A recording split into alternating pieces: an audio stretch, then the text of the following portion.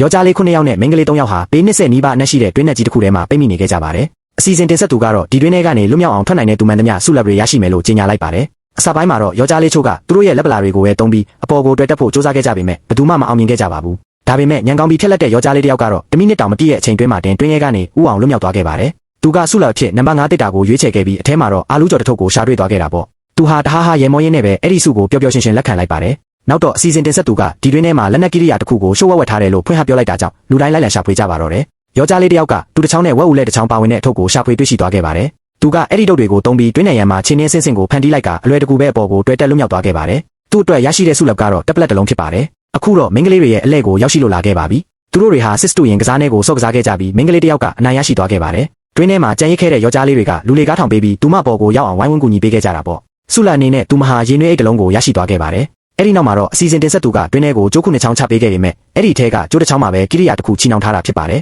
ကံကောင်းကျင်တော့ယောက်ျားလေးတစ်ယောက်ကလေကားတစ်ချောင်းကိုရရှိသွားခဲ့ပါတယ်သူကအပေါ်ကိုတက်လာခဲ့ပြီးနံပါတ်9တစ်တာကိုဖွင့်လိုက်တဲ့အခါမှာတော့ကြောက်တုံးတုံးကလွဲလို့ဘာမှရှိမနေတာကိုတွေ့လိုက်ရတာပေါ့အခုဆိုရင်တွင်းထဲမှာလူ6ယောက်ပဲကျန်ပါတော့တယ်အစီအစဉ်တင်ဆက်သူကပေါက်တူးတစ်ချောင်းကိုထုတ်လာပြီးဒီပေါက်တူးကိုကျိုးနဲ့ချိတ်မိအောင်လုပ်နိုင်တဲ့သူဟာလွတ်မြောက်ခွင့်ရမယ်လို့ပြောလိုက်ပါတယ်အချိန်ချင်းစူးစမ်းပြီးတဲ့နောက်မှာတော့ယောက်ျားလေးတစ်ယောက်ကအောင်မြင်စွာချိတ်မိသွားခဲ့ပါတယ်သူကတော့အချိုရည်တစ်တာတစ်လုံးကိုစုဖြစ်ရရှိသွားခဲ့တာပေါ့သူကသူ့အတွက်နှစ်ဖူးပဲခြံထားပြီးကျန်တဲ့ချိုရည်တွေကိုတော့တွင်းထဲမှာကြံခဲ့တဲ့သူတွေကိုဝေမျှပေးခဲ့ရှာပါတယ်နောက်ထပ်တော့အစီအစဉ်တင်ဆက်သူကရေဘူးတွေနဲ့အတူစပရင်ခုံစင်တိဆောက်ဖို့အတွက်ပစ္စည်းကိရိယာတွေကိုချပေးလိုက်ပြန်ပါတယ်လူတိုင်းစုပေါင်းပြီးအဲ့ဒီခုံစင်ကိုတိဆောက်ခဲ့ကြပေမဲ့မိန်းကလေးကများတော့ဘလို့မှအပေါ်ရောက်အောင်ခုံမတက်နိုင်ခဲ့ပါဘူးနောက်ဆုံးမှာတော့ယောက်ျားလေးတစ်ယောက်ကပဲအောင်မြင်စွာလွတ်မြောက်သွားခဲ့ပါတယ်သူက iPhone တစ်လုံးအနိုင်ရခဲ့တာဖြစ်ပေမဲ့တစ်တာကိုဖွင့်လိုက်တဲ့အချိန်မှာတော့အကျွေးစစ်ထုတ်ကြီးတစ်ထုပ်ဖြစ်ပြောင်းလဲသွားခဲ့ရတာပေါ့အဲ့ဒီနောက်အပေါ်ကနေလေကားတစ်ချောင်းချပေးလိုက်တာကြောင့်မိန်းကလေးလည်းအပြင်ကိုလွတ်မြောက်သွားခဲ့ပါပြီသူမကတော့ပါဝါဘန်တစ်ခုကိုလက်ဆောင်ရရှိသွားခဲ့ပါတယ်အခုဆိုရင်စုပြိုင်ပွဲထဲမှာလူ3ယောက်ပဲကျန်ရှိပါတော့တယ်အစီအစဉ်တင်ဆက်သူကသူတို့ရှေ့မှာတစ်တာ3လုံးကိုချပေးလိုက်ပြီးသူတို့ကိုဘာကြောင့်ကဲတင်ပေးတင်လဲဆိုတဲ့အကြောင်းပြချက်ကိုမေးမြန်းပါတော့တယ်တယောက်ချင်းစီကလည်းသူတို့ရဲ့အကြောင်းပြချက်တွေကိုကိုစီပြောပြကြတာပေါ့